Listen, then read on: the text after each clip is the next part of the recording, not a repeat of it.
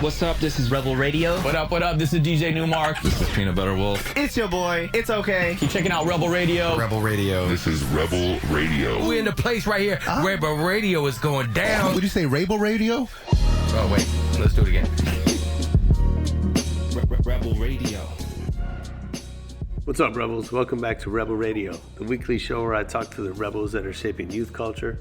We find out how they do it, why they do it, and what you can do to get a little piece of the pie for yourself. Check it out. This is our last episode of 2018. It's been a great year for Rebel Radio. Looks like we picked up a lot of new listeners, hopefully kept some of our old listeners. We recorded shows live on location out in Cannes at the Cannes Lions Festival of Creativity in France, at the Collision Conference in New Orleans, at the LA Times Festival of Books News Story. Lots of great accomplishments this year for Rebel Radio. If you guys have been sticking with us, we hope you've been enjoying it. And what a great show I have for you as our final show of the year. The one and only Louie Vega. If you don't know Louie, I don't know where you've been. He's one of the godfathers of house music, a pioneer of Latin house. He's a Grammy winner. He's got a long string of #1 records all over the world, both on his own and with Masters at Work. And my interview is really a masterclass. Louie's teaching me on work ethic, attention to detail, how to make partnerships work. He's got a multi-decade partnership with Kenny Dope in Masters at Work.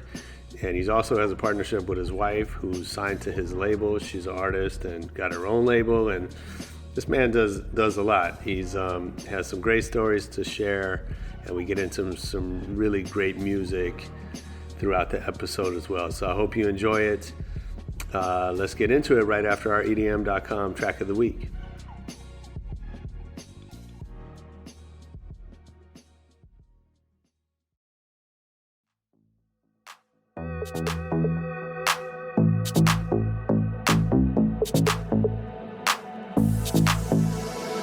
What do I even care?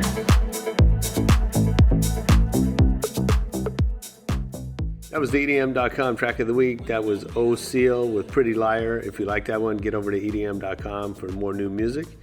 And now let's get into the interview with Louie Vega.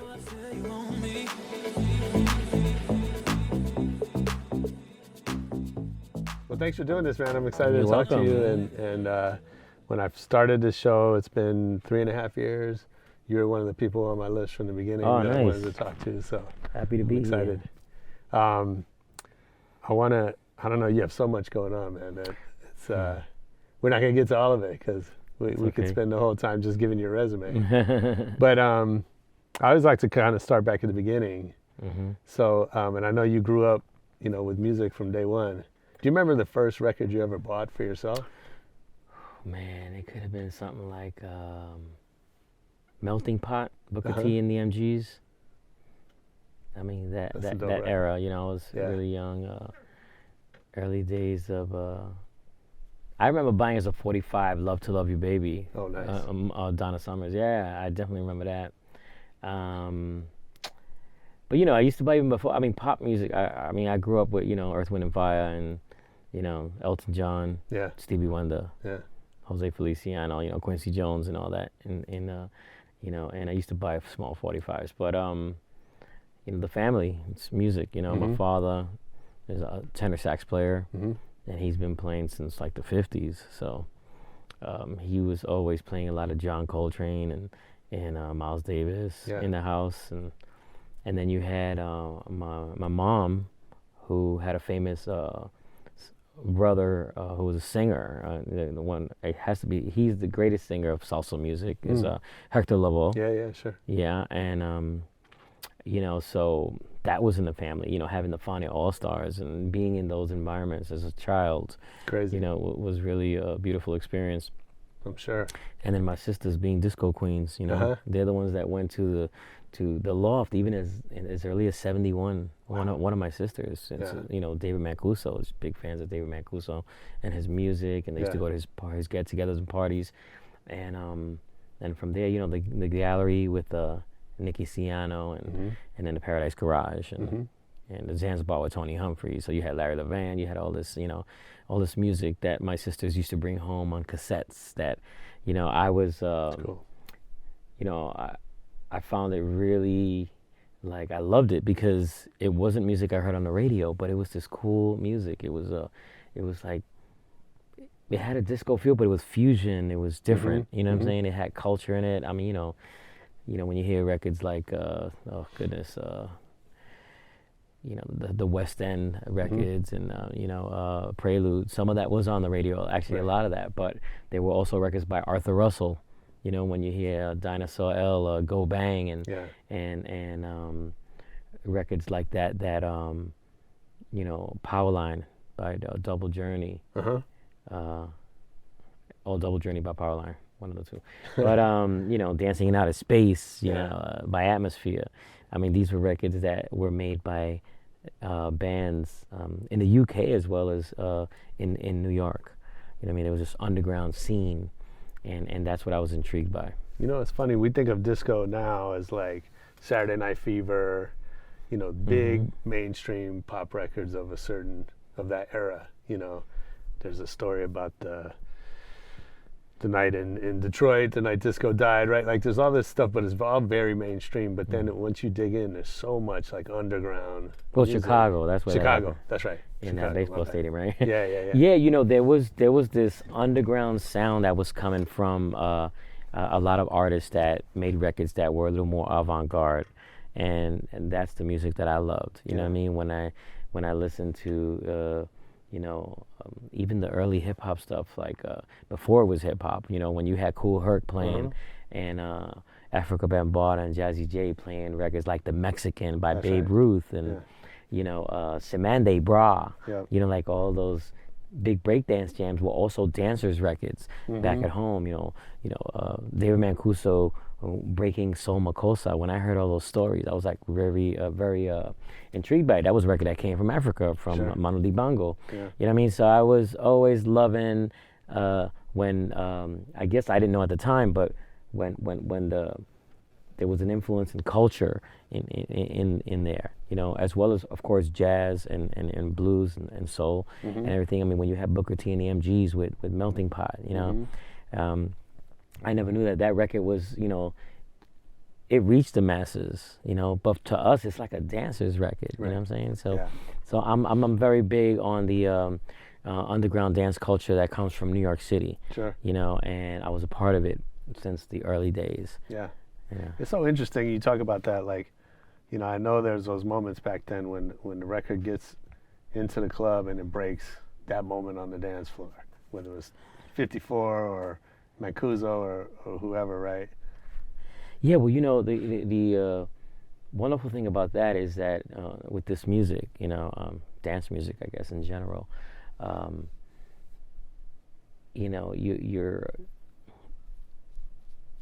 you're together with a lot of people, right, in a club. You go every week. Yeah. You go to this place every week, and you're listening to this DJ who's taking you on these journeys and these trips.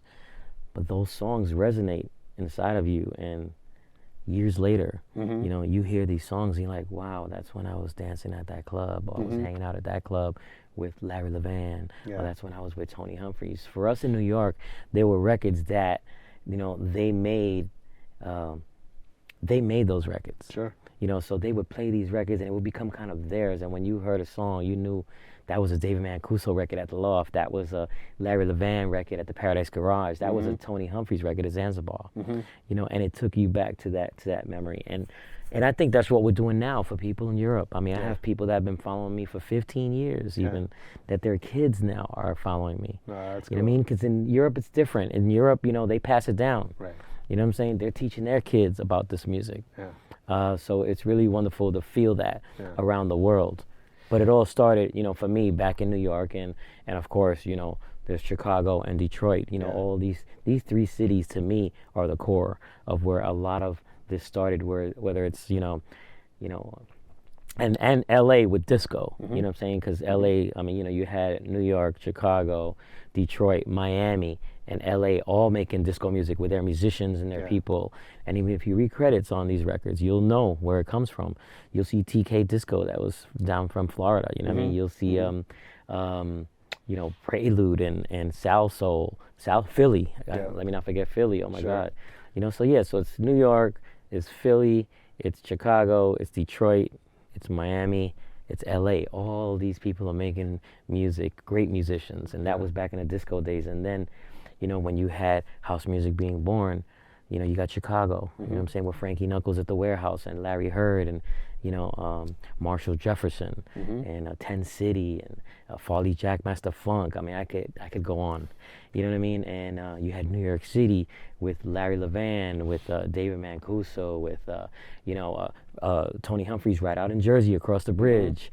I mean, New York was, what made New York special was that there were these geniuses that made sound systems. Right. You had Richard Long, who's my favorite.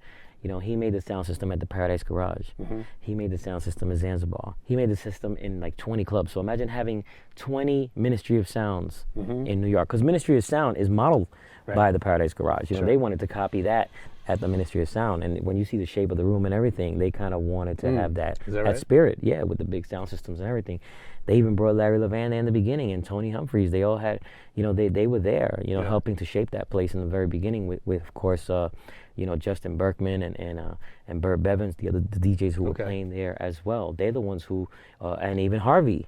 Harvey is a big part of it. You know what I'm saying? So New York had this special thing with sound systems. So it was like, Richard Long made the sound system at Zanzibar, and Tony Humphries plays there. I want to hear that sound system. All of a sudden, then you fall in love with the DJ and his sounds, and you hear it on the most incredible sound systems you could hear. So, in New York, sound was a very important part of it. And does that still play a role? What, sound? Well, for us, it does. Yeah. You know what I'm saying? Wherever we go, even in all these places, today we use, L acoustics. I love L acoustics. I love DMB sound. That's what we use in the festivals and the clubs. That's on my rider. You got to have the arcs for me, man. Sure. If you see the arcs, we all use it. Luciano, Loco Dice, the Martinez Brothers, we love L acoustics and the arcs. That it's a huge, these two big stacks that are here left and right. But when you're in a big festival with 10,000 people, you need to feel it as well. So that's why we don't do it to deafen ourselves. We do it because we want it to sound good too for us, so that we can play well for everybody out there. Yeah. So I think that has carried on in a certain way, not the same way it did, because these are designed systems in New York. Yeah, you still have, some of their people that have followed, like let's say DJ Shorty, who does a place called Nowadays in Brooklyn, and he has Analog. That is a place that carries on the spirit of, great sound in a club, and what places like the Paradise Garage and Zanzibar brought to you. You know what I mean? You still have some guys that specialize in that, but a lot of the major companies now that we use, it's all about L acoustic on the road and L acoustics and DMB. Those are my favorite choices. That's it with pretty much with the what I'm trying to say is that in all these cities, there was an underground culture happening, and that's how it started. And then obviously there's some records that bubble up and can make it into the mainstream, and boom, once those records made it out there, this thing called house music started spreading. And once it hit England, that's when it really blew up. When it hit England, we were on the pop charts. We had records like you have your Billboard pop charts here, whatever, your Billboard charts. We was number 1 to 10 on the top of those charts. So what about the young kid, who was 13, 14, was listening to this type of music. So, I guess that was where it really kind of, blew up beyond, when it started getting in on the England pop charts, because all the other countries followed those charts. So what was that for you? What was the first big break, or the moment where you realized this is what I'm going to do for a life? Oh, that happened a long time ago, When I went to the Paradise Garage, I think it was when I was with my sisters, I was only 13 or 14. I was 14. And I was too young to get in, but I went on a members only night. So I used to have these nights where it was only the members. So if you had a card, a Paradise Garage members card, you could get in. Nice. And my sisters, had a cousin, because they have sisters, who was a security guard there. So like, look, I want to bring my little brother. My little brother is a DJ, and he wants to DJ, and he loves this, and I think that he will really get inspired by seeing what's happening in here, and this is my favorite place in the world. So that's my sister talking. So she brought me in with a neighbor of mine who was also a member. Okay. So I got in, and once I got in, I heard these records. I was like, That's wow. I'll never forget, I heard Thousand Fingered Man by Candido. I heard When You Touch Me by Tana Gardner. I heard Street Player, which is later on, my partner sampled it for the Bucketheads. Right. You know what I mean? That's from Chicago, And we heard these songs played by this amazing DJ who made this sound system sound. I mean, this sound system was the best I ever heard. So that's what made me say, wow, this is what I want to do. So I really dedicated myself to going to clubs. I was going to clubs and listening to a lot of DJs and doing mobile parties, and I started pretty much like any other DJ, doing Sweet 16s and high school parties. That was it. I was assisting actually my friend who had a great collection of disco music, and I loved his collection. I was like, man, he had like 20 crates of all this great music. So and then I said, I started helping him out. And I said, you know what, can I borrow these turntables and, and a mixer, and let me pick 2 crates of stuff I like. And he said, sure. So I went through it, I picked 2 crates, and I walked it. I lived 1 block away, walked it over with a friend of mine with all the turntables and everything, set it up in my room. Wow. And that was it. I started, practicing. That's like late 70s, early 80s, That's one of the things that strikes me about this culture is the generosity of people kind of helping each other out. That like, there seems like, there's some competitiveness, but more so people loaning each other records or equipment or, putting you up on certain things that you might not know about. No, you're absolutely right. I mean, I could tell you some stories when I was really young and I was just this kid, I wanted to do this, you know what I mean? So any opportunity I got and somebody said, hey, you want to hang out in the studio and just sit in the back right here. I was like right here. And in front of me was like Arthur Baker or Jelly Bean Benitez. It was Bruce Forrest. It was these were the guys who helped me out when I was young. The Latin Rascals. Tony Moran, Albert Cabrera. They would say, hey, sit in the back. I would watch Jelly Bean, and he'd be like producing, some major artists. Louie, welcome me to the other room. I want to introduce you to somebody. It was like George Michael. It was Whitney Houston. You know what I mean? It was, it was like that. So, because I think, they were hearing about this young kid making noise from the Bronx. Jelly Bean was from the Bronx. So he's like, oh, who's this other kid from the Bronx? He's making some noise out there. He's playing at these clubs. A lot of people following him. And once he heard about me and we had met, he said, hey, why don't you come to the studio if you want to just absorb and watch and listen, and a lot of my friends were like that back in those days, It was really nice, and it's exactly like that. It's like that today too, in a lot of cases. I mean, for me, I embrace the youth, and it's important, to embrace the youth and to give them as much knowledge as I can give them. Do you still see that type of hunger and just that enthusiasm for the culture with the young DJs and producers you meet? Well, I find some, they find you, they start going to your gigs, Right. They start being around you, and then you could see, I kind of fish it, I'm fishing here. I'm saying, okay, well, does this kid really want to do it? Does he really have that energy? And, So how do you figure that ambition? You can tell. I can tell by talking to him, by the things he says, by him reaching out and saying, hey, can I just, follow you to this gig, or can you tell me a little about this? They're asking me questions, and and they're showing me music. When they're showing me music, and I'm hearing this music, and I'm like, okay, this music is bumping, it's hot. This kid is onto something, and he not just one track. If he shows me 2, 3, 4 tracks, and there's something there, you can hear that, and right away I know, okay, this is one that we can bring under the wing, or let them, we put out a record on Vega Records or whatever it is, give them an opportunity. So definitely that happens. But so, you have to feel that. I mean, it's not just like a manager coming up to you. I like it better when the artist is actually, connecting with you and trying to give you what he has, show you what he has, and you can hear it. It's all in the music. If something's good, it's good. That's it. And I'm gonna go for it. I'm like, yo, that's hot. we got to put it out on Vega Records. I did that with Mr. V when we did Just Dance and we did all those records. You know, we had a big run, and he was just, you know, he was one of my friends, and he came to the club, and he used to hang out a lot. Next thing you know, he became my light man, and he was doing my lights, you know, and we were talking like, he says, Louie, man, I found a way of, I'm making records. I mean, I made a record, I made a song, and I'm doing this thing. It's kind of like a spoken word, but it's rap, but it's not. I mean, I don't know what it is. I want you to hear it. And it was Just Dance, and it was like a spoken word, but it was deep about the dancers, you know. And I said, you know what, this record is hot. We did this, I said, I got to put this out.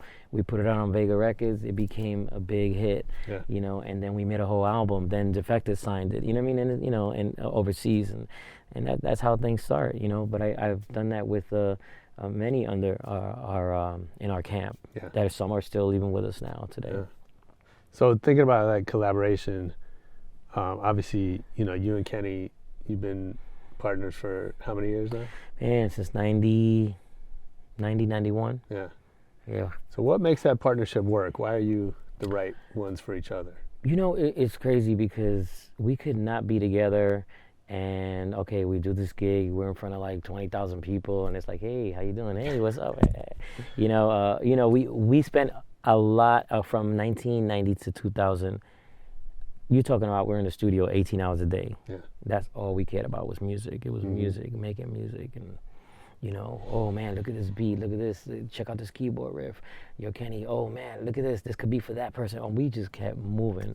We made so much music together, and you know, in 2000, after we put out Our Time Is Coming, which had Work on it, you know, that was that big record with Pupa Nasty and Denise, and we had some other records that were big in the clubs and all that. You know, we kind of wanted to do things that we had within us, you know, and more our individuality, I guess, you know, wanted to come out, and, you know, we wanted to start our labels. I wanted to do more of like having a band, and I wanted to get into like world music, but still having a dance element to it, you know, and jazz and all that. And Kenny wanted to do more like taking an obscure album from an artist who had a dope breakbeat in it, and he would take it and rehash the whole album and put it out, repackage it, you know, and then he had his Dope Wax label, which he's had for many, many years. Right. So, you know, the thing is that Kenny and I came into the business as solo artists, and we did our own thing. So we always had our things that we would do, but Masters at Work was the core. And then New Eureka Soul after that. Sure. You know, so is that a good model? If you met a couple young guys today, would you tell them like that's a good way to do it? Is each have your own thing and then come together? No, I think well, the thing is, first of all, a partnership. I mean, you know, trust is a main thing, loyalty, and being honest with each other. You know, and one thing with Kenny and I is that we've always been honest with each other. But whether when we're making a record, if something doesn't work, if I didn't feel something he did or he didn't feel something I did, he would just say it. Yeah. But if one would be like really strong on it, they say, okay, well, let's give it a shot and see. You know what I'm saying? I mean, I'll give you a perfect example. When I did Han Kang Kang with Kenny, we did a Masters at Work remix to it. You know, it was a 1950s mambo record. So I had to, you know, make that into this house kind of thing that we were doing. We created this vibe and this we didn't create house music. We created our version of house music, the Masters at Work sound. And you know, when we were doing this record, Kenny was like, "What are you gonna do with that? What are we gonna do with that?" It's like a mambo record. I mean, man, what do we? I said, well, I have an idea. Let's just start with this idea I have. And he goes, okay. And you know, that was it. So he supported what I felt. Yeah.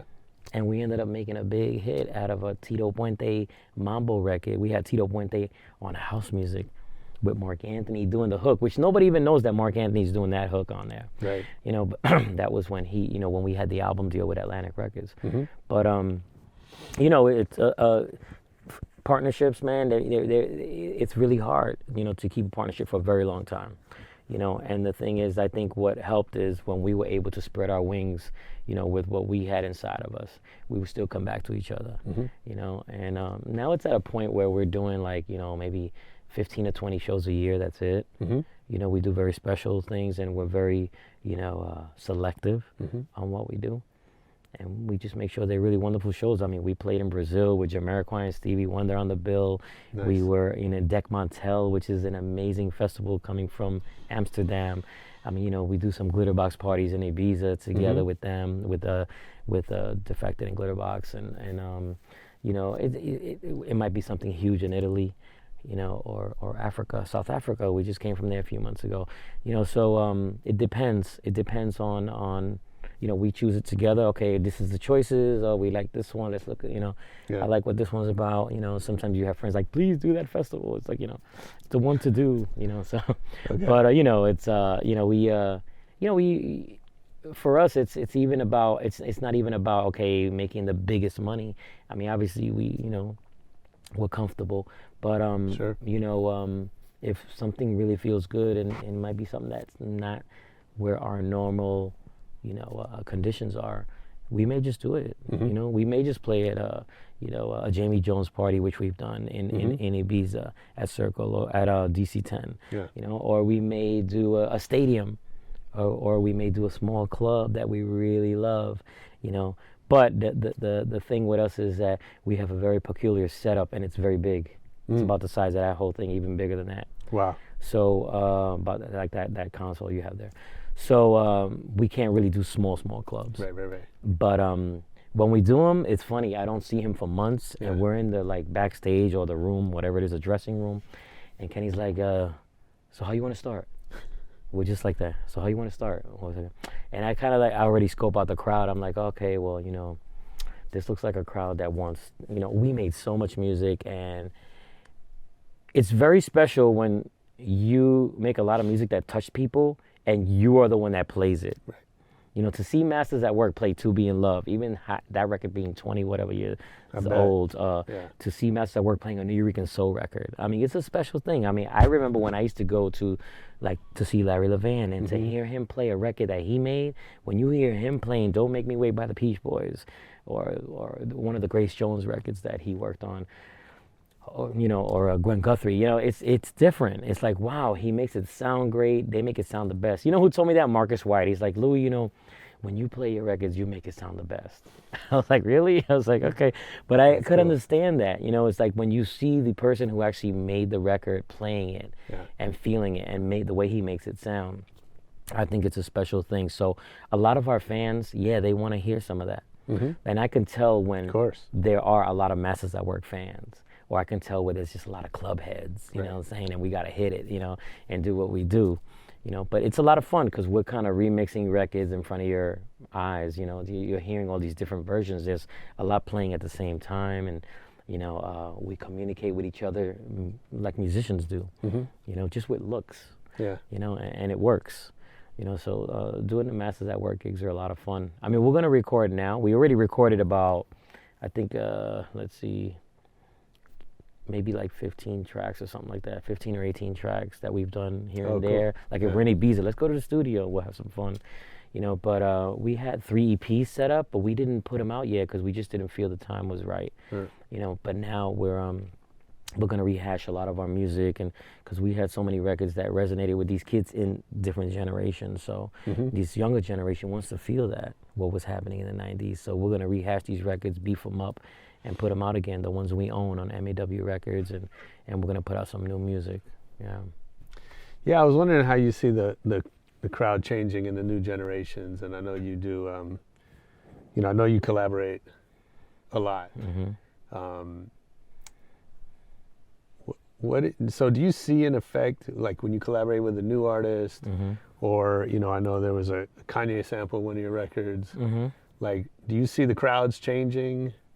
Well, in the clubs, of course I see the crowds changing, but, the cool thing now is that in the underground, well, I don't even know if you want to call it underground anymore because it's all over the place. It's huge, it's huge. I mean, these DJs are playing to 10, 20, 30,000 people. I mean, for me, it's important to connect with, the new generation of DJs and the new young producers.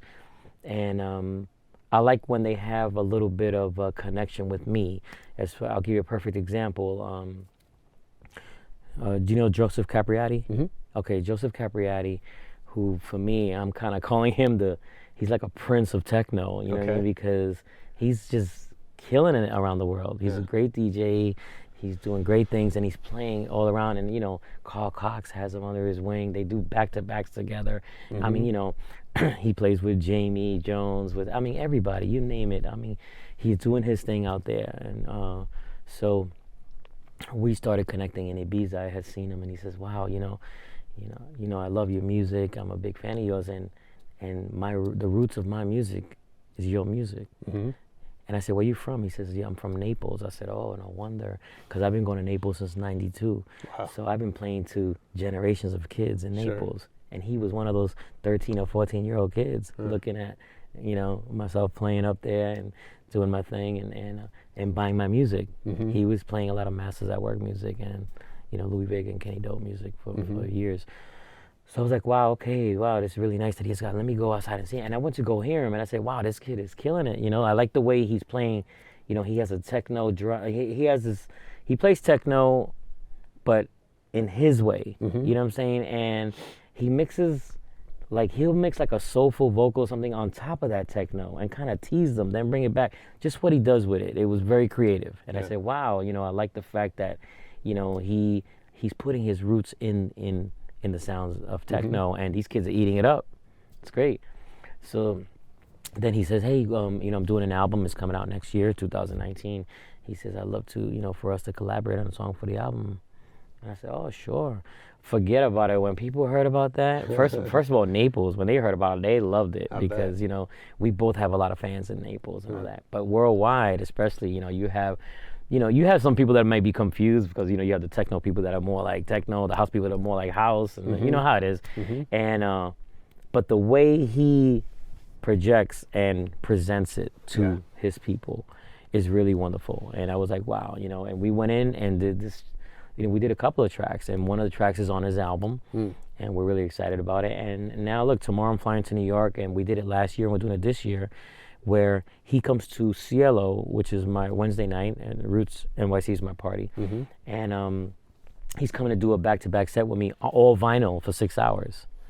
So that's very rare because he's usually playing in some, you know, warehouse or output, let's say, you know, these clubs that hold, you know, thousands of people and these huge events, and he's coming to little old Roots to do like a vinyl set with me, you know what I mean? So, you know, that shows me, you know, and to me, you know, that really, it makes me feel good that how the youth are embracing, you know, their roots.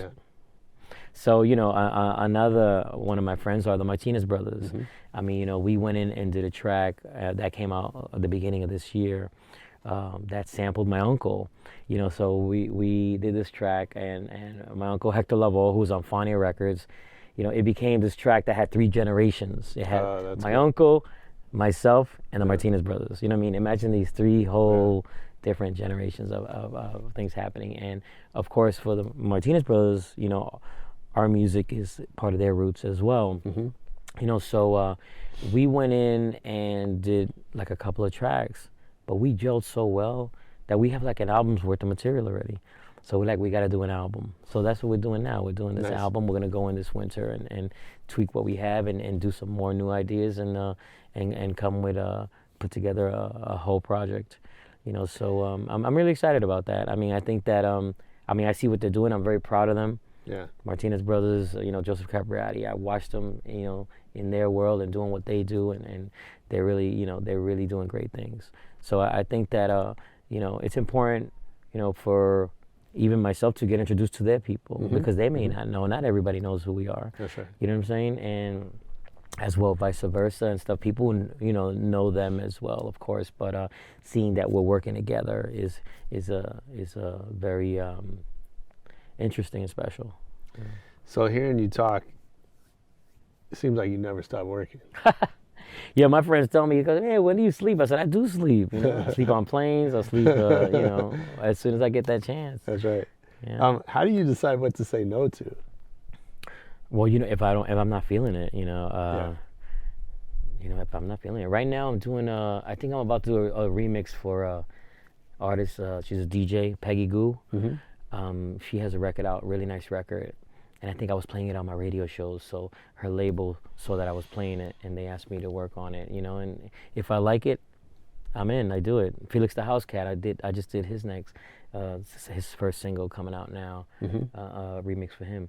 And the weird thing is that I'm a very spontaneous. Like, I don't have a schedule saying I'm gonna do Peggy Goo this week. I'm gonna do Felix the House. If I feel it, I say, yo, send me the parts. That same night, I'll be in the studio. I did that with George Clinton when I did the Funkadelic record on my album, Ain't That Funkin' Kinda Hard on You. You know, may he rest in peace, my friend Saadi Ali, who's his nephew. You know, he reached out and said, Louie, my uncle did this album, you know, and I listened to the songs. I said, yo, number 8 or whatever it was. I said, send me the parts, please. He was like, and he knew it. He's like, I got to get it to him, because when Louie, you know, if I feel something, I'll do it right away. Sure. And, you know, I went in, I did what I did, and that was the record. You know what I mean? So I've learned that, you know, whatever I feel at that moment, I got to do. You know what I'm saying? So with that, is there like a master plan where you're heading, or is it just like... No, there's a master plan. Of course there's a master plan. I'm just talking about if I feel something that one of my friends has that's interesting. But so what's the plan? Yeah, man. Right now I'm working on a new album for Ocealh Sofrito, which is my band. I came out here to LA to do a show for Fusicology and Asia, you know, who owns Fusicology. It's been 15 years that she's had her company, and you know, she's been marketing and promoting our music and all kinds of music, you know, from, you know, hip hop to house to funk, soul, disco. She's done it all. And, you know, I felt it was a way to, you know, give back and come here and do a beautiful show for her and her friends and our friends. Yeah. You know, so we came down and did the Ford Theater, and it's actually before I started the album. I'm supposed to do the album first, then tour, right? So I'm working on the album now. I'm about to go in, you know, all through the rest of October and in through November and some of December and some of January. And I'm going to finish this album for Ocealh Sofrito, which is my live band. And my idea is that I want to travel to different cities and work with musicians and friends and bring my rhythm section along with some of their musicians. Oh, I love that. You know, so I already spoke to Carl Craig, to Moody Man. You know, I can't say all the names though. I don't want to say everybody, but I could tell you them though for sure, because those are my boys. Sure. But and they're down. But you know, I also talked to Bad Bad Not Good. You know what I'm saying? So I kind of like reached out to, you know, all these different levels of great jazz musicians that are out there doing that thing. Even to the veterans. I have some heavy veterans I'm gonna pop in on this album. I'm so excited about. So and West Coast too. I want to come to LA. Yeah. There's 3 here that I definitely want to work with. Nice. I'm not gonna say. We're gonna guess. We're gonna guess who they are. But definitely. But you know, I'm really excited about this record. It's also reaching out to the youth in London. There's a new jazz movement. You know, I went to this place called Total Refreshment Center, and Giles Peterson invited me to play on New Year's Day. I was so inspired by this, and he, you know, there was a whole movement going on there. So imagine like the way it was when you had acid jazz and Jamiroquai and Brand New Heavies. All these groups were coming from this movement happening in London. There's a new movement now. I mean, you know, this is, you know, I heard this girl playing like John Coltrane. Like I was like blown away by the whole scene. I was like, wow, you know, that style she was playing. I'm saying, but you know, just that spirit they had, you know, really drove me. So I want to involve them in the album, and Giles Peterson, of course, who is one of my, you know, my heroes. And, you know, he's always, you know, he's like a muse for me. We always talk music. I could have one conversation with him, and next thing you know, I'll be recording and getting these ideas of these things I want to do just from that conversation. So, amazing. You know, it's a really interesting album. I'm excited about it, and I'm going to document it as well. Oh, cool. And hopefully it'll be like a little documentary movie kind of thing. You know, I mean, that's the dream. So speaking of documenting, I read somewhere that you record every one of your DJ sets? Yeah, that's crazy. People didn't believe that. I say, yeah, I do. I mean, you know, I bring this little rolling, you know, digital recorder, you know it, and it's kind of like that one. And to all my gigs, and that's a must. My tech knows he has to hook it up before I get on. How many sets do you have? You know, oh goodness, I don't know, man. It's, you know, that's a lot. Thousands. It has to be. Yeah. It has to be.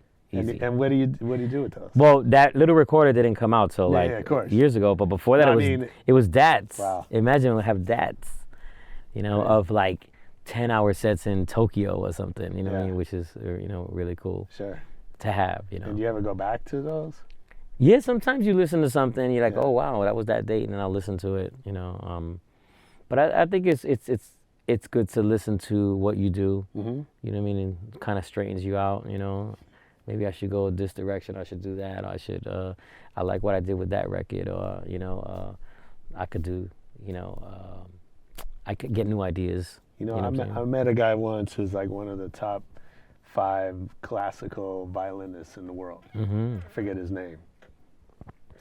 And he did a little performance, and then we were talking to him afterwards, and I asked him, he's been doing this 40 years or something.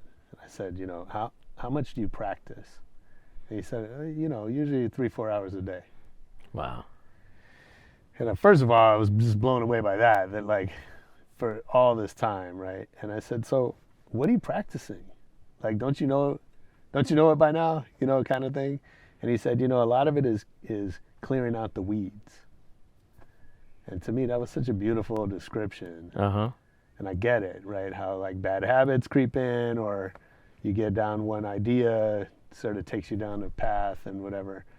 So I get that idea of going back and listening to what you've done. And Yeah, I think that a lot of the stuff that I do anyway is spontaneous, and I bring a lot of music. Sure. But I especially like listening to when I do those long journeys, when you really kind of go in different areas. When you're doing the 2-hour sets, of course you have to, you change your music. It's not the same music all the time. You're putting in new stuff, and you're keeping the ones you love that are still banging or whatever, or great records. But when you do the long sets, it's cool because you go musically in areas that you can't do in 2 hours. Mm-hmm. When you're doing those 8 to 10 hour sets. When you go to Japan, Yeah. it's at least 8 hours. Is that right? You know that, right? Still. Wow. Yeah, they want that. And I love that. Yeah, of course. I love that. You start at 11, amazing. you end like at 8, 9. It's it's even more, sometimes than 8 hours. But Wow. if you do open to close. If you have an opener, you come in at 1 maybe, Sure. and you play till like 8 or 9. But Japan is one of the places where I really enjoy the journey sets, Mm-hmm. that I do like in New York. Mm-hmm. Sometimes I'll do it. Some areas do request it, like you have Paris, and there's a club there that I play at that they want it all night. Mm-hmm. But when you're doing festivals, it's different. Because you're on a Sure. lineup, you got Yeah. 2 hours, hour and a half. Right. Depending on the what the festival and stuff. Is But it's there- really hard to you can't do the journey thing in there. You just have to like make it exciting for them. Yeah. Yeah. Have Sure. a good time. And in that time. Is there But a favorite? I know you do so many different things. Is there a favorite part of the job? A favorite part of the job.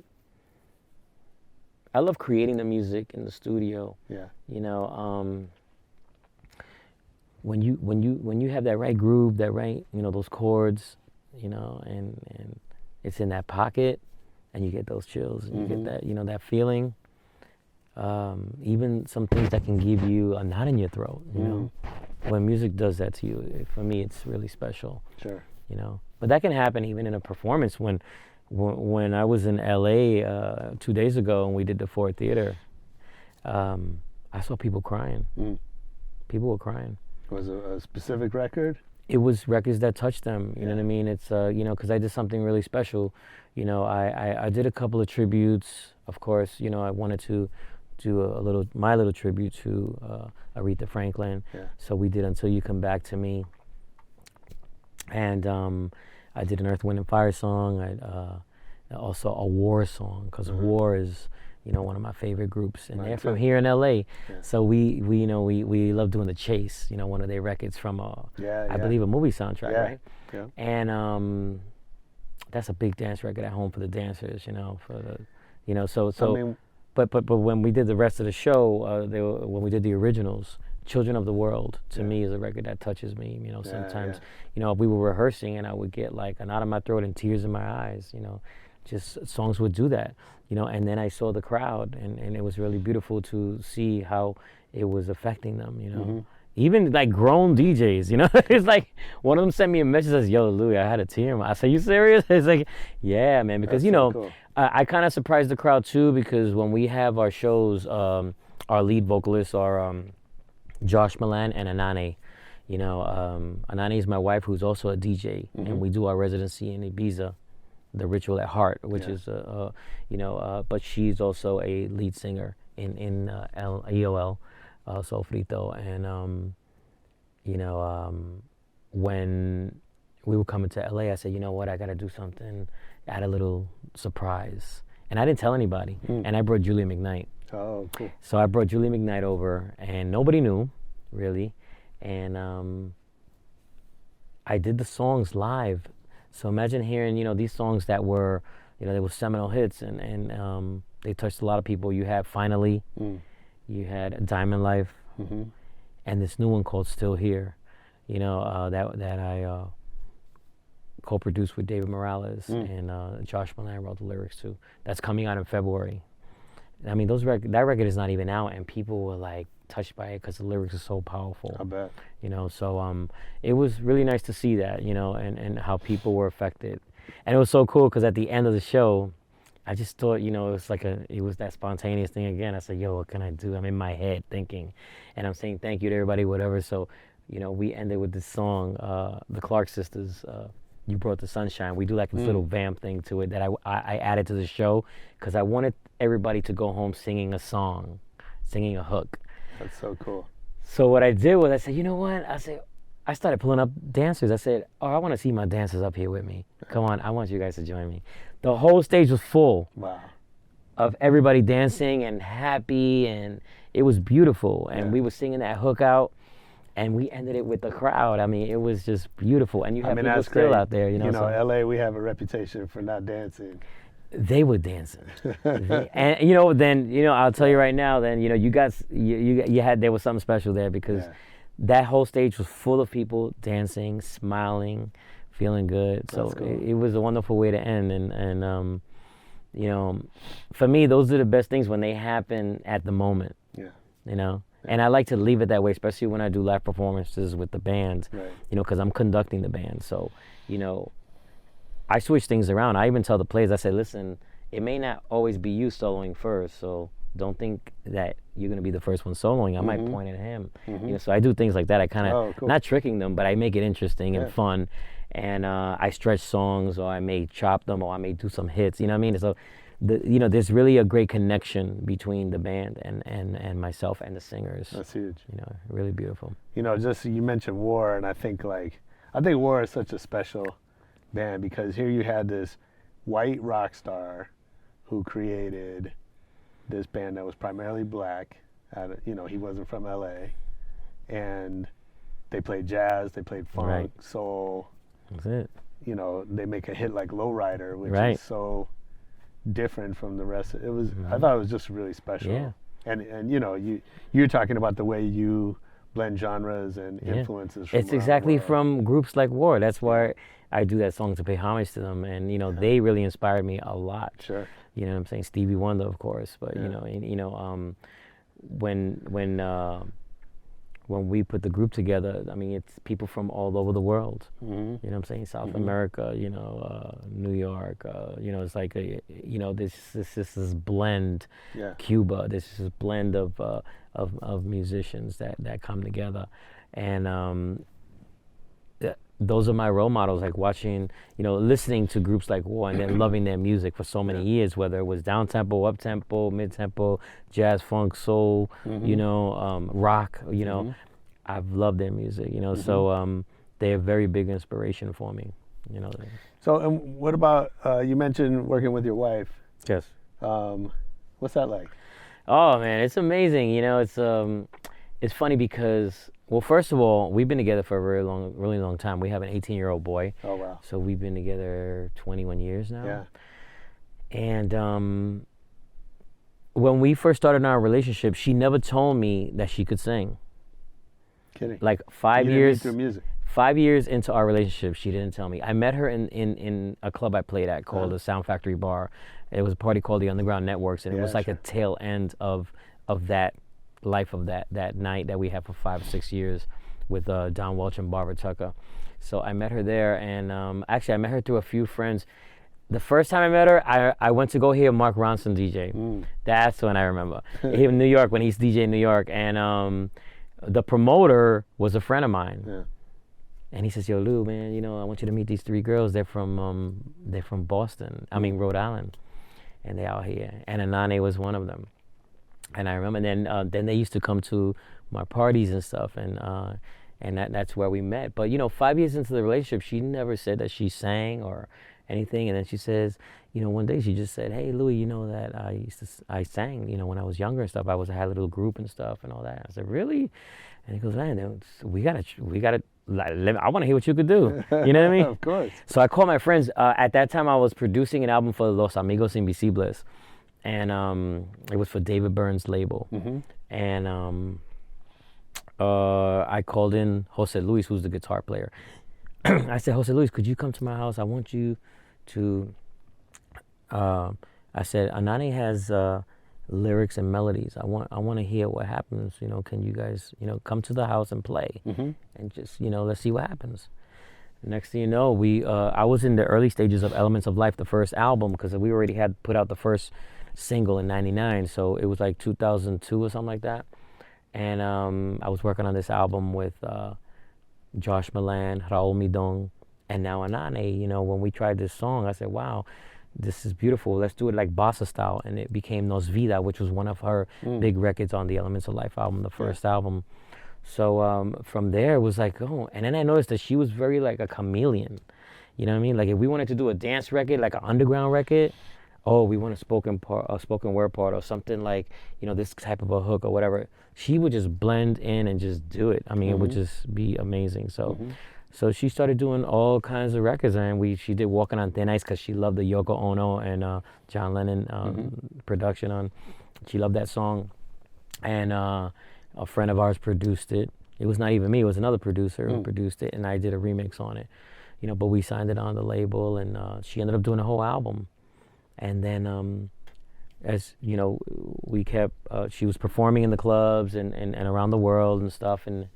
Just one day, one of our friends in New York who worked at the Mercer Kitchen, the Mercer Hotel. Mm-hmm. There was a club under there called a Submercer. Oh, yeah. And he said, "Anane, why don't you come and spin at this club?" She goes, "Well, I don't really spin, And he says, "You don't really have to spin here. It's just playing this records, and whatever." So she told me, I said, "You should really do it." I said, "Because you have a great collection." She always had a great. Her iTunes was a cool iTunes. Nice. I wish I had her iTunes. She had her selection was great. So she went in and started doing it, and then one day after she did the first time, she was just kind of playing records, and she came to me and says, "Louie, I really want to take this seriously. I really enjoyed it, what I did, but I want to know about it." So she came downstairs, and she brought a little pad, and she said, "Just tell me what this does, that does." She was just asking me, "What does this do? What does that do? That do?" Boom. So next thing you know, she had a setup upstairs in our place, and I started hearing music, and I started hearing mixing, and I was like, oh, and she was just getting in it, And next thing you know, she started a residency there at Submercer, and it started blowing up. Actually, one night, I remember Kanye West was there one night too. Oh yeah. He came in. Yeah, he came to one of her nights. That was a long time ago. It was about 8 years ago, maybe. Okay. Because she's been DJing, I think, probably 10 years now. So 8 or 9 years ago. And that was it. I noticed that she would be rocking the crowd and everything, and the cool thing is that we didn't share any music. She's like, "I don't want to play your music because they're not playing your music. It's not me." You know what I mean? It's like, so she's playing her own music, her own thing. Cool. So she started finding her sound and what she loved, and she loved Afro music too. So she wanted to start a label, and she started a label called Nulu, and she found a lot of the Afro house and Afro producers from South Africa. She went out there and played in South Africa, and there's this group called Black Motion, very talented young group it's a DJ and a percussionist, and they brought her the first demos and stuff, and she signed a lot of these groups from Brazil, South Africa, from Mozambique, from Europe as well, Amsterdam, all these different places, and now it's her label's gonna make 10 years next year. It's called Nulu, and it's Nulu and Nulu Electronic. Oh, cool. And her Nulu Electronic is more stuff, a little more techie kind of techno, mixed in with some of the roots of the sounds that she loves, and I think that having it's been 10 years now, and she's had artists like D. Jeff on there, Manu, who are a lot of great artists in the Afro house world and all that. So how do you guys navigate that kind of working together and family and?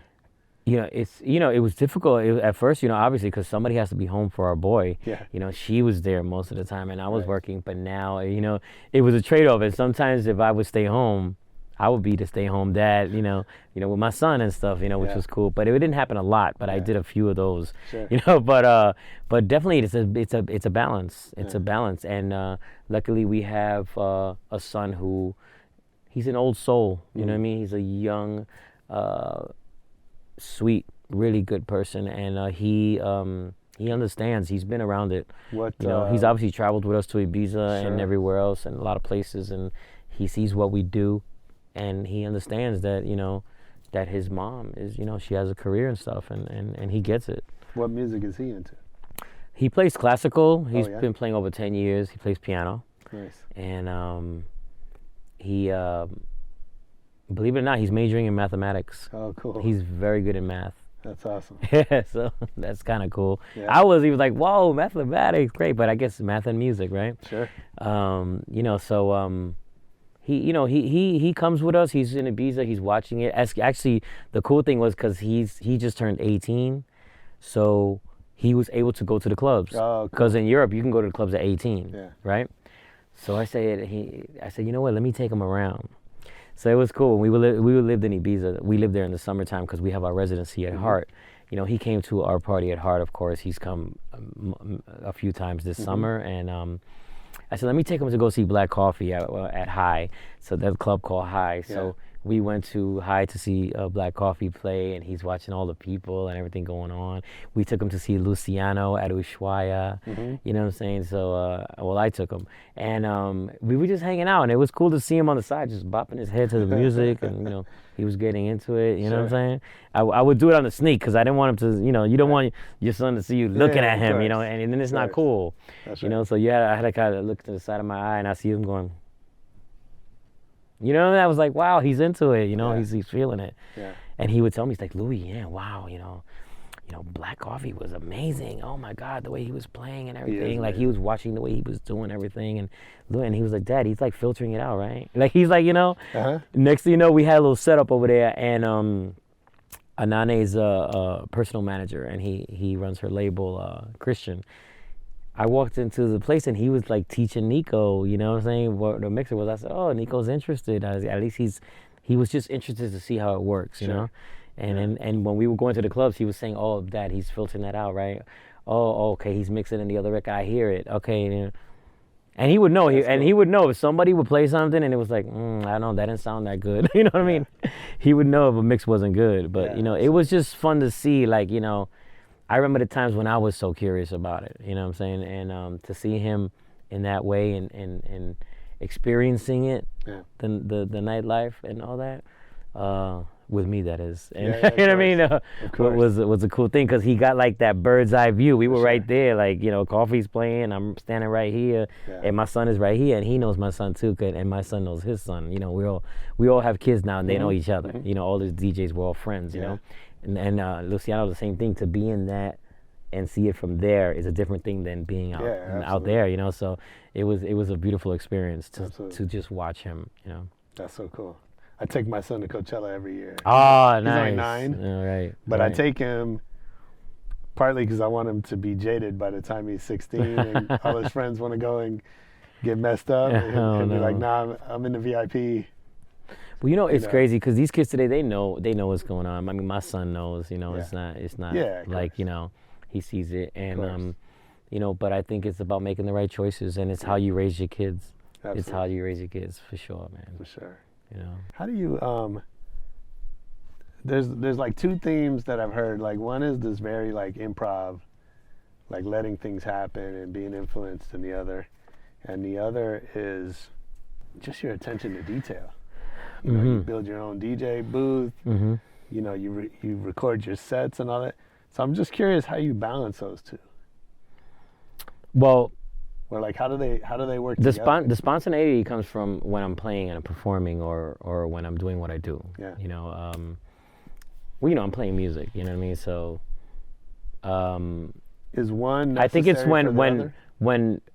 when that is actually happening, whether I'm on stage with the band, and I pay a lot of attention to detail. Yeah. Like the band knows, they know I know every lick, every song, every part, and when I hear something wrong, they know, you know, right away, and they're like, okay, well, you know. Right. So, you know, I think that when I'm making records in the studio, the detail, you know, very important. If you listen to the way I record my music, especially a lot of the live stuff and everything that I'm doing, and even when I'm mixing records, you know, how I want that keyboard, where I want it to sit, how I want it to sound. Yeah.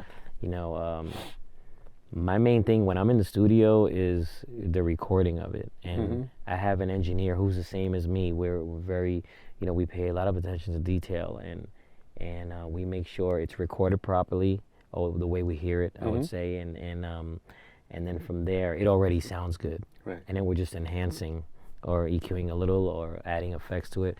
But a lot of our music, when you hear it, when we put it up, it sounds that very close to when we recorded it. So, you know? So why is that important? We know with technology, you could download some loops, make a beat, put it up on SoundCloud tonight, like that, and that's what some kids do, right? Right. So why, you know? Well, put it this way: I'm the guy who creates those loops that these kids are gonna be buying. That's you right. understand what I'm saying? Yeah. So for us, it's that's what gives us our lane. Yeah. That's what gives us our sound. Yeah. That we pay attention to that detail and we create those parts, and it has a very authentic feeling to it. Sure. You know? Yeah. Absolutely. So I think that's the difference. Yeah. Right now, it's at a point where a lot of these companies are approaching us to have our, you know, our sounds, our loops, our grooves, you know. But yeah, it makes it a lot easier for the young people today to go in and make a record, you know. But I think you got to capture that feeling, you know. And you can do it if you do it that way. It's cool, you know. It's fine. It's the great thing about this profession and what we all do is that you can do things the way you want to do them. There's no rules. If I want to make a record on a computer with just a little keyboard and some plugins and whatever, I could do it that way. If I want to do it with a full band and I want to record them, that's what I choose. You know, but you can hear the difference. Sure. You can definitely hear the difference in the feeling and in the, you know, but you can also capture that feeling, you know, even with a few pieces. You know, I encourage a lot of young people out there to learn an instrument, still learn an instrument. Even though you're working on a computer, you know, whether it's a piano or a guitar, you should learn an instrument. You know, you gotta. It's gonna help you in the future if you want to be a producer. If you, you know, learning how to read. I mean, I think people should still learn how to read. I mean, you know, I don't read well, and you know, I watch my son. You know, he reads, and I'm so proud of him for that. You know what I mean? For me, it's time is a factor for me, you know, and you have to put in the time. I understand that. Sure. You know, but I definitely know when something's not right. I definitely know when a singer is not singing on key, or it's flat, or it's sharp. You know, I've gotten my ear, but I did play piano when I was a kid. I took classical for 5 years, and I played on a lot of the early Masters at Work stuff. I play on a lot of the keyboards on a lot of the club stuff that I do, you know. But when it starts getting orchestrated and big, I'm spoiled with all these incredible musicians that I have with me. So, you know, they're definitely in the studio, you know, with me, but more on a one-on-one basis. Sometimes I'll bring them together, maybe 3 or 4 of them, and do something. If I'm doing, like, let's say the Io Sofrito album, but for dance stuff, now, you know, it's either I play a lot of bass lines, I play a lot of the grooves and stuff, or I have my musicians Axel Tosca or Josh Milan, who I'll call in, and they're amazing players, you know, and they can take it to that next level. That's cool. You know. Okay, I have a little lightning round before I let you get out of here. A lightning round. Yeah, just a few quick questions I'd like to end with. Oh,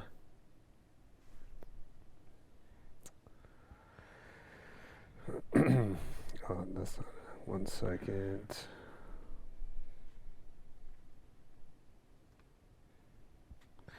Well, I know you travel all over the world. What's your favorite city to travel to? Wow, my favorite city. New York City, no. To travel to. I love Tokyo. Yeah. Tokyo, man. It's I've been going there for many years, and I never not have a good time. Mm-hmm. I've always had a great time in Tokyo. Mm-hmm. Another city, there's 3 cities I love. Okay, Naples, I love Naples, and I love Johannesburg. Oh yeah. Yeah. Nice. Yeah. Yeah. I know there's great music coming out of there. Great music. There's a lot of love, good food. It's just every time I go out there, it's just a new experience and an unforgettable one too. Yeah. Who's your favorite DJ? Wow, my favorite DJ, alive or not alive? It's up to you. Man. Let's do one of each. Living and past. It's so hard, man. Past, I would say.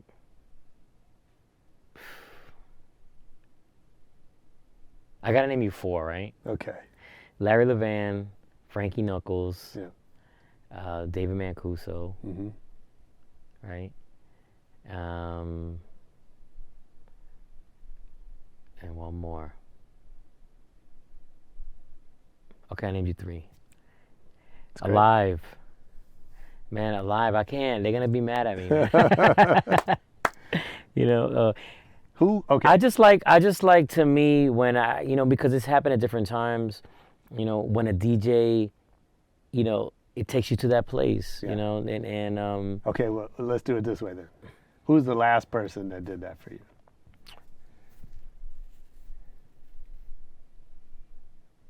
the last person that I heard that had done that for me.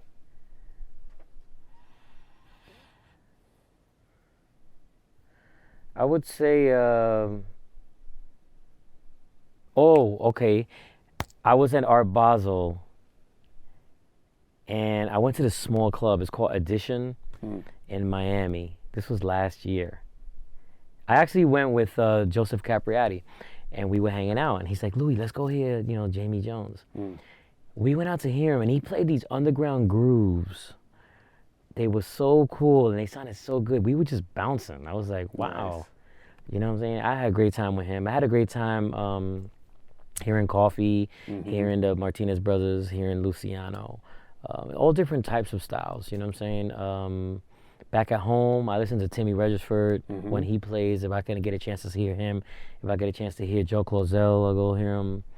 Danny Cribbett, those are the veterans, man. You go hear them, and you're gonna have a good time. You're gonna feel good. If I want to get, I'm a technical guy as well as a feeling guy. So, I'm very finicky when it comes to technical stuff. So I don't want to go there. But on the feeling tip, hearing a lot of these guys are really wonderful, man. I've had great times, and some of them are super technical. Yes. Sure. Yes. What's the last great book you read? The last great book. It was a Quincy Jones book, actually. Oh yeah. Yeah, it was a Quincy Jones book. But, you see the documentary? Yes. Oh, so good. I saw it 3 times already. Yeah. Love it. I'm a huge Quincy fan. Me too. I love Quincy. Oh, man, his son's been on the show. He's over. Oh yeah. Wow.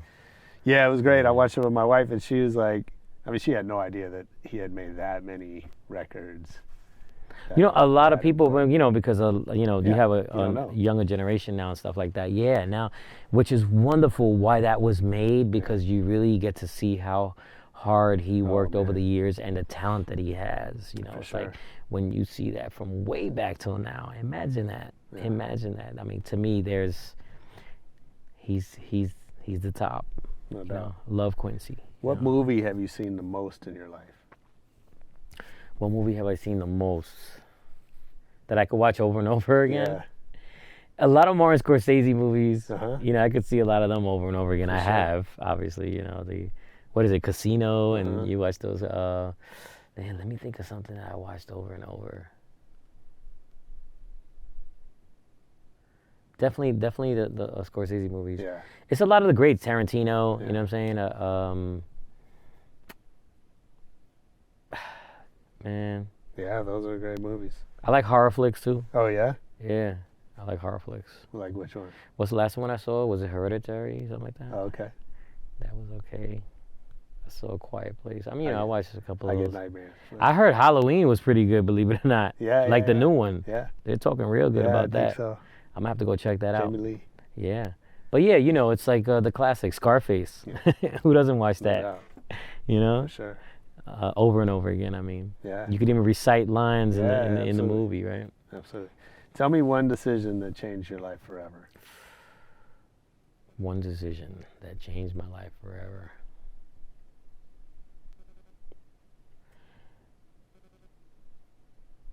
I think when okay, I had one of my young, this was like 12, 13 years old, my best, he was my good friend. We went to his house and I saw 2 turntables and a mixer. It was a GLI 9000 and 2 Techniques and a little crate of break beats. And when I started, you know, I said, can we listen on that? You know, can we, you know? And when we were listening to it, I started hearing the beats that I heard in the block parties, and when I used to go down the block and to the Bronx River Projects and hear Jazzy J, Red Alert, and Africa Bambaataa playing the jams. And when I played those records, I tried to do what they did. I was trying to make the breaks longer, and but I was also mixing them, you know. And I think right there, that really, that changed everything for me, man, because I could not get away from that anymore. Those turntables and that mixer and records, I could not get away from it. I started buying records. I started wanting to be around it. That's where I met my other neighbor, who was the mobile DJ with the disco collection. You know, met other friends who had equipment, you know, and I think they kind of realized, you know, when you have a friend who's very ambitious and wants to do something, you know, you have good friends around you, they want to help you. I have friends who loaned me this huge Serwin Vega speaker that I used to use, 2 of them on top of each other. Yeah. They sounded amazing. And and that's when I borrowed the records and had the turntables and the mixer. I mean, so I think going to that friend's house and seeing his older brother's equipment and listening on there and trying to do it, you know, what I was watching other people, you know, all these great DJs do out in my neighborhood, in the Bronx. That changed my life. Yeah, I'm sure. Okay, complete this sentence for yourself. Oh. I don't have talent. I have blank. Passion. So if I worked for you, maybe I worked for Vega Records, what's something I would hear you say over and over? What's something, okay. Man, my staff, they hear that, they can answer that. Really. I bet. You know,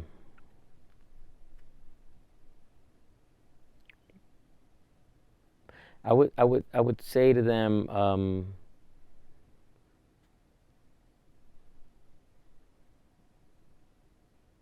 be true to yourself. That's big. Yeah. That's big. I think people need to hear that from the leader. Who would you be most excited to learn appreciates your work? Who would I be excited about? Yeah. Quincy Jones. You know, and he's like, yo, I like that record you made, man. Yeah.